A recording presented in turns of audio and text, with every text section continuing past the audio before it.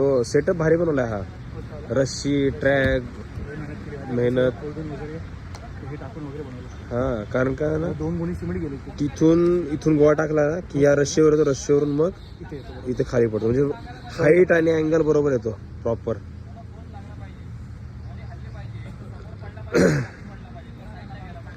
चल नीरज लाव जोर लाव.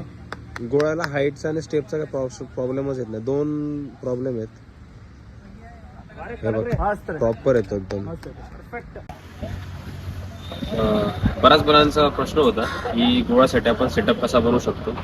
तर जो मी माझ्या सोबतचे मित्र आहेत, तर मी जो सेटअप बनवलाय तुम्ही बघू शकता असा की हे बघा या साईडला आहे आपण जो ट्रॅक बनवलाय पूर्ण गोल सेम आहे सर्कलचा. जो डिस्टन्स असतो वरतीला तेवढा सर्कल बनवलाय आणि बाजूला पूर्ण सेटअप आहे. आणि स्टॉपेजसाठी फाऊलसाठी आपण इथे लाकूड लावलंय आणि तो हलू नये म्हणून क्लिप्स अटॅच केल्यात या साईडला.